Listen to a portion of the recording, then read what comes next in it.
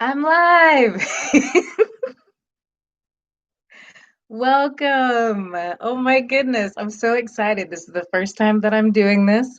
My name is Carolyn Sanders. Most people know me as Kai, and I am the CBB for a company name called Love Enterprises. CBB stands for Chief Bushel Blaster. And as you get to know me a little bit better, you will find out what that means. I'm not going to go into detail because our time together is short. I've only scheduled this for 30 minutes. I'm going to stick to that time frame. Love Enterprises is the parent company for a ton of ideas right now, endeavors, employment opportunities, community development projects. And I am so excited. Love is an acronym. It's spelled L.U.V. And it stands for learn your value. And you will realize, because I know you guys are so intelligent, that your does not start with a U, it starts with the Y. But we're just using a little bit of a phonetic shortcut right there. So all is well. I'm here to do my first YouTube live stream. I'm really excited and thrilled to be here. It is actually kind of like the second or third in the series. It depends on how you look at it. Over the past couple of weeks, I've done 2 Facebook live streams. One was kind of like, I'm getting out there and starting to tell this story. And the other one was last Thursday, where it actually started this series called Introducing the New, capital NEW, Emancipation Proclamation. And that is a really big title for a big employment endeavor that is coming to the United States of America and eventually to the world. And I am the lucky one that has been on a research, I've been a research assistant for God. Not that he needed to know what was going on, because we needed to know what was going on. And me and my son have been on a journey with him to present, to put together and be able to present the components of this incredible program that will change the world. And so once again, thank you for being here. If I haven't said that yet, thank you for being here. Just as a recap of some of the things that I've talked about in the last weeks. First of all, I want to talk about the 5 things that make this the new Emancipation Proclamation, why it's called that. But that's the nickname that God gave it to me. We have modern day slavery and the new Jim Crow, but we don't have anybody professing that we have a new Emancipation Proclamation. And that is what freed the slaves originally. So we need a new one. But this one is for the people, by the people. I'm that people. And I'm gathering other people that look like me so that we can bring this to communities that are hurting and in great need. Because we feel, as Mahatma Gandhi has been quoted to say, that we are to be the change we want to see in the world. And so if there's going to be a change in the world, I'm not looking for politicians or anybody else to do it. I'm going to be it. And I'm going to bring others along with me to do it. So the 5 things that we are proclaiming emancipation from is 1, self-deception. And it is that belief that we do need politicians and other people outside of us to fix the problems that are in our community or even within ourselves. Any change that is going to happen starts with us. Number 2 is from proclaiming emancipation from being or underparented. That's incredibly important, because that is the general consensus that a lot of people are not talking about, is how important parenting is and how it is not being done properly in so many communities. And our children are failing because of it. It has been said that there's the school to prison pipeline. And recently I read an article that said the cradle to prison pipeline was by an attorney by the name of Tessa Hale on the Emancipate NC. I think it's .org website, but Emancipate NC is the organization. She wrote an article, and I think it was called, it was talking about how to stop criminalizing, how we need to stop criminalizing childhood trauma. And she called it the cradle to prison pipeline, and I call it the pregnancy to prison pipeline. That is the thought, the impression God put on my heart, that a lot of the things that we've been experiencing, especially in low income, poverty stricken communities, start at pregnancy, with how that baby is growing in a belly. And so unfortunately, we have a lot of children that are being or underparented, and because I've been a parent, because I am a parent, and I have been parenting for a little bit more than 4.5 years to an amazing and vibrant and awesome young Black man by the name of Wisdom. Um, I understand. I understand. The third thing we are proclaiming emancipation from is poverty, and to invite wealth, not riches, but true, genuine wealth. We are proclaiming emancipation from mental poverty, spiritual poverty, emotional poverty, and even physical poverty. And when we declare our emancipation from those and we work to change them, guess what? The financial prosperity and true wealth will come. Number four is proclaiming emancipation from self betrayal. Because if we are in it to win it, but we're doing it by ourselves, unfortunately, we often become subject to our own demons. We are our own worst enemies, and we will betray ourselves. We will make decisions that we know weren't the best ones. And that leads to the fifth thing that we are proclaiming emancipation from, and that's self sabotage. Self sabotage often follows self betrayal, where we actually work against ourselves and not just make decisions, but follow through on those decisions. And they put us backwards instead of moving forwards. It's like that one step forward, two steps back. But when you get into sabotage mode, it's like if you can make a step forward, you're lucky, but you're usually just backsliding. And it's hard to get a grip and pull forward. But that's okay. It's okay. That's what the new Emancipation Proclamation is going to change.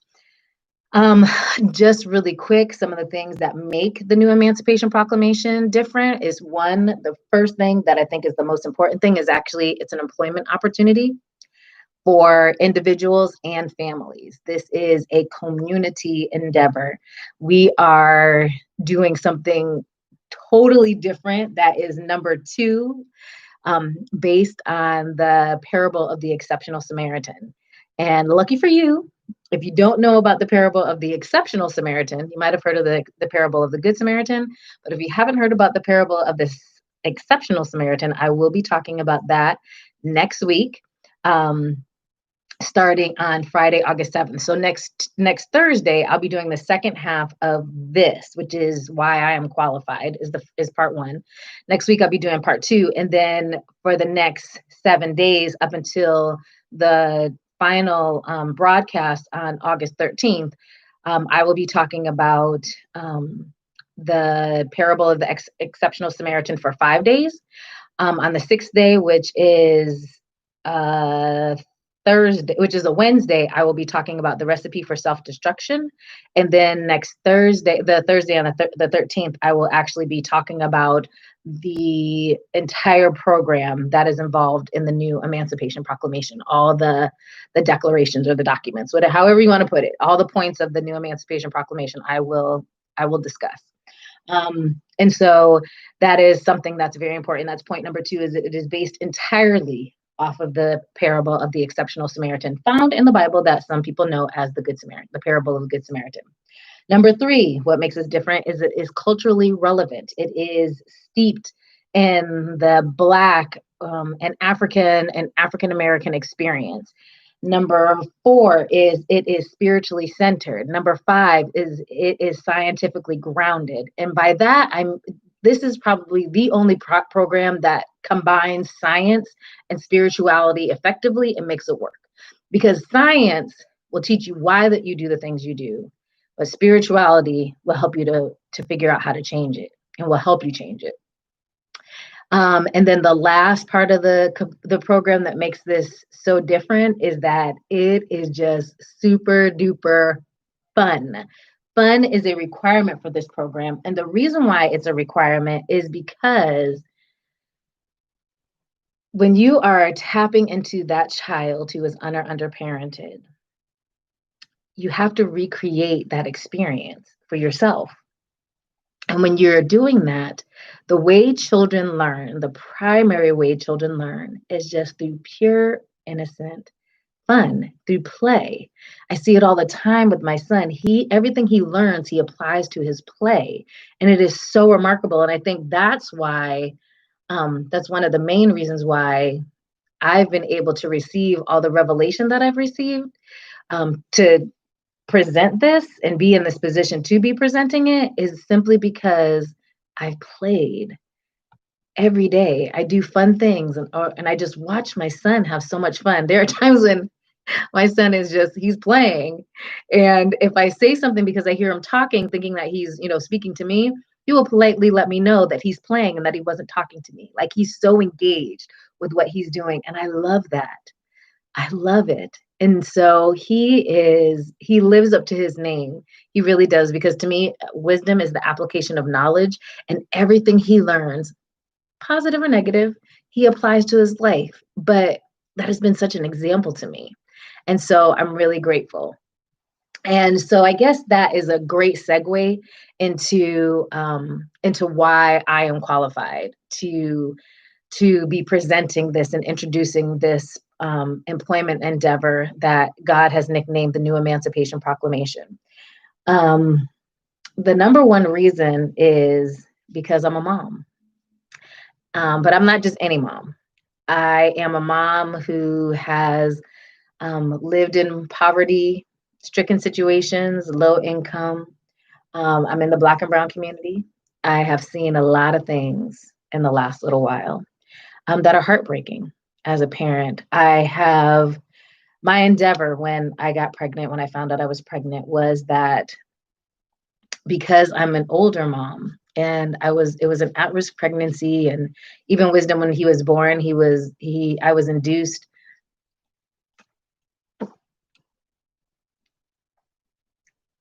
He came 4 weeks early. He was 4 pounds and 9 ounces. They had supposed that he was around 5 pounds, but he was smaller than they expected. My blood pressure was just so high. And when they delivered the afterbirth and everything, they found a knot in the umbilical cord. And I remember later, like reading an article about a child who had been born with a knot in their umbilical cord, and how, you know, they had some disabilities because of it. And so to me, like, my son is a miracle child. He really is. He was born 2 days before Christmas, so he was like my Christmas gift in 2015. And but I also remember, like, that year, the summer that I was pregnant, there was just so much stuff about Black men and being killed by police officers, unarmed Black men, and different things of that nature. And I just remember seeing all this stuff on TV and talking to another mom about how she did it, like how she could do the things that she would do. How did she raise her son, especially because he had a disability, and if he was approached by any police officer, like what was his demeanor going to be that was unexpected, and if she ever worried about that. And so, and here I was just pregnant, knowing that I was carrying a little boy. I knew that I was carrying a little boy before the doctor even told me. And so, I endeavored. The first little while that after he was born was pretty easy. They're outside of not getting much sleep. They sleep a lot, but then you don't, because you're trying to do all the other stuff that you can get done when you're not just wanting to hold them and cuddle with them and kiss and nuzzle on them, right? Um, when as he got older, I just knew that I wanted to know as much as I could to be the best mom that I could be for him. And I was introduced to so many different things. I'm so grateful for the early Head Start program that we qualified for, that we signed up for and became an active part of. They did workshops. A shout out to the ECHN Family Development Center in Manchester, and the Family Resource Center, which is a part of the Family Development Center at Maple Street School back in a little town called Vernon, Connecticut, that provided me with so many resources. And then just the community that we were in, the Circle of Moms by Vicki Hannington White, out of that was part of the Vernon Community Network. Just people that you could turn to in need. when you had questions and when you had need. And so we had just a great community of people that supported us. We were part of the Vernon Family School and Community Partnerships. I was actually invited to be part of their steering committee and part of their planning committee. And when the director asked me to be a part of it, hi, Miss Cynthia and Miss Allison, when the director asked me to be a part of it, I was like, well, wisdom's got to come with me. And she said, I already knew that. It's not a problem. And so wisdom came with me to these meetings with the Board of Education, with the superintendent of the Board of Education, the superintendent of Vernon Public Schools, the assistant super, principals from the local schools. And he would come to those meetings on in the morning from about 9 to 11, and they would have everything set up. They would have a blanket down with books or toys and things of that nature that he could play with. And then afterwards, people would just come up to him and thank him for how well he was behaved. And it just was such an honor to be my son's mom, because it made me realize that this is not a young man who I'm raising to make a difference in somebody's life in the future, but that he was making a difference in people's lives on a daily basis. I would see how we would walk down the street, and if he was wearing like his sunglasses, how people would like they would look down and see him, and they would get a smile on their face. And who knows what they were going through in that moment that smile did for them seeing him. But I learned how important children were, like from the moment that they come into this world. And I remember being in the grocery store and pushing him in a carriage and somebody stopping and just saying, oh, can I take a peek? And they turn and they'd look and they'd be like, oh, he's so beautiful, and a lot of times they thought because he was a pretty baby. He's still a beautiful little boy. I mean, he is my heart beating outside of me. So he is well loved and it shows. But just it made me being his mom like that much more important. And when God gave me his name, he told me that his name was going to be wisdom, not for the things that he would learn, but for the things that he would teach. So I endeavored not to just be his first and best teacher, but also his first and best student. And I did a radio show back in Connecticut that was called, and I went by the radio name of Wisdom Student, because double meaning, right? My son's name and me being his student, but also I was a student of wisdom, of applied knowledge. And that is the main reason why I am qualified, because I'm not just a mom that gave birth to a child and then just perpetuated some of the things that I had heard or, were told to me. And I foolishly believed Google and God were my co-parents. I didn't joke. My son, I just said I couldn't sacrifice him. I knew that if I had let him into somebody else's care, that he might come back as somebody else's child. And I've seen the effects of being in a community that doesn't support the way that you're raising your child, and how your child can be impacted by the behaviors of other children. And wisdom is not worth that sacrifice. He never was. He is God's son. He was given a responsibility before he was born. And as his mother, I'm the one that's here to help him fulfill it. And the new Emancipation Proclamation is primarily because of wisdom, because of the wisdom that I got from wisdom and from being his mom. So it was my endeavor. It was the most important thing for me to be not just a mom, but an educated mom. And an educated mom is a good mom.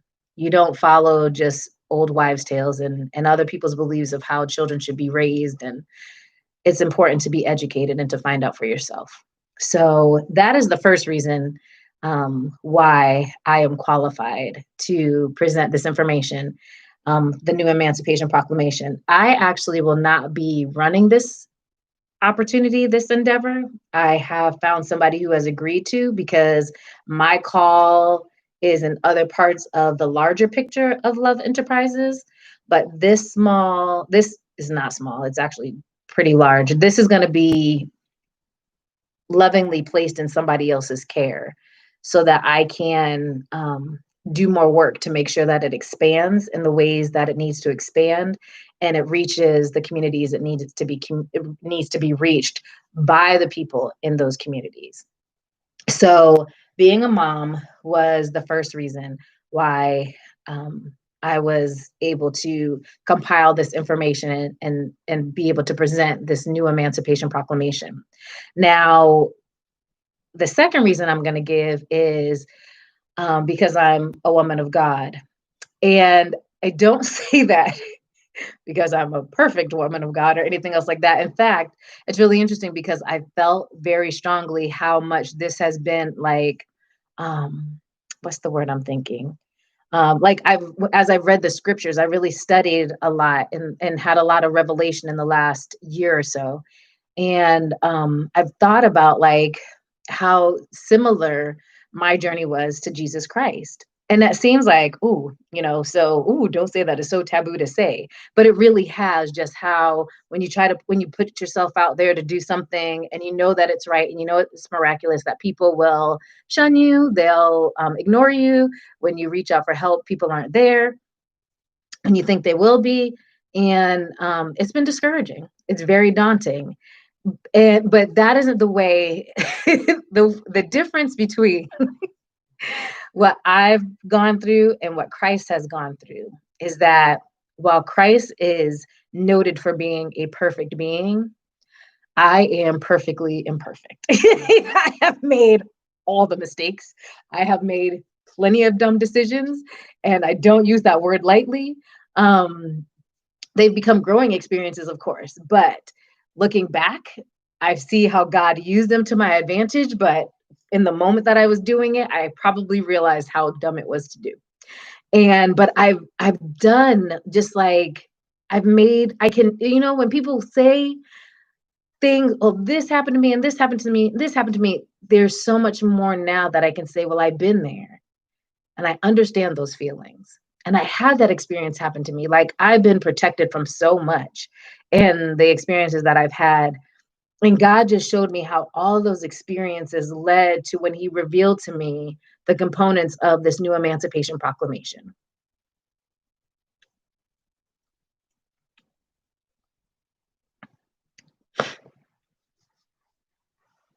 That despite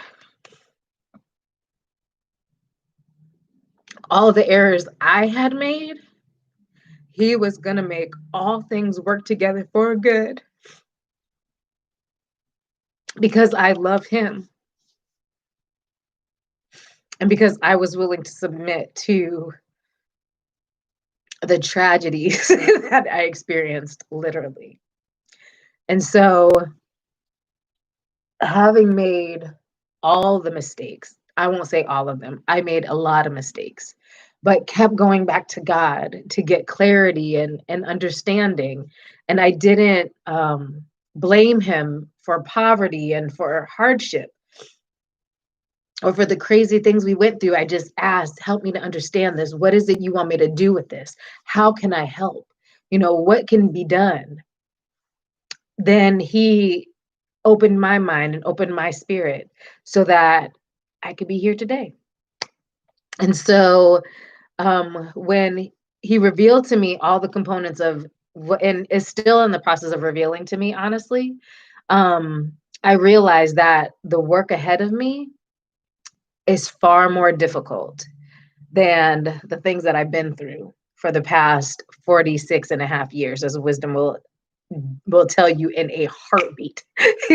So I might as well not be afraid to tell you either. I'm 46 and a half years old. I'll be 47 in December. My birthday is on Human Rights Day, if that says anything to you. And so that was not by accident. That was not by accident. Wisdom's birthday is 13 days later. That's my lucky number. It's 2 days before Christmas. And we have just been available for God. And that makes me so grateful and so excited to be on this journey. Now, the vast majority of the information that I'm going to present to you in the next couple of weeks, if you want to jump ahead or learn more, you can actually find on this channel, Love Enterprises Presents. I have a series that's called The Exceptional Samaritan. I also have a series called From Beggar to Investor that you can check out. They both have a ton of information in it. And so what I'm going to present over the next couple weeks is really that, but broken down further because those are kind of lengthy. And I really want people to have that one-on-one experience with me so you can get to know me because there's not a lot of people that do. Let's face it. I have under 1,000 Facebook friends. I'm not like, woo, like some big superstar, but I know that I'm one of God's favorites. And I know that I'm my son's favorite. He tells me that all the time. And I know that I'm his treasure too. One day he came and he had some toilet paper rolls.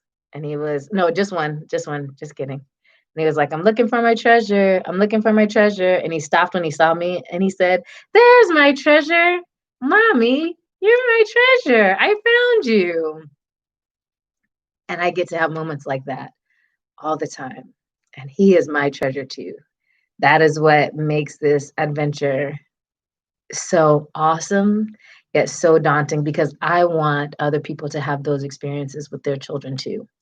This endeavor is so important to me because at the end of the day, what I want more than anything else is that every parent will be their children's superhero. That they will be the person that they most admire, that they are their idol, not some musician, not some athlete, not some actor, but their mom and their dads. And so it's time for us to proclaim emancipation from those things that don't serve us any longer. And the new Emancipation Proclamation will do just that. I'm going to bid you all a good night. I said I was going to keep this under 30 minutes, and that is true. Just thank you so much for joining me, whether you join me live or you are going to join me or you're going to review this video later. I just want to say thank you for being here. I'm excited, and please tune back next week and I'll give you some more information on why I am qualified to be here, why I'm qualified to present introduce the new Emancipation Proclamation, and just make sure you go ahead and create today. It's still within your power. Let nobody take the power of choice away from you because it is definitely another amazing day in paradise. And your choices, nobody else's, your choices will always make it the best day ever. Peace to everybody. Love you all. And thank you again for joining me.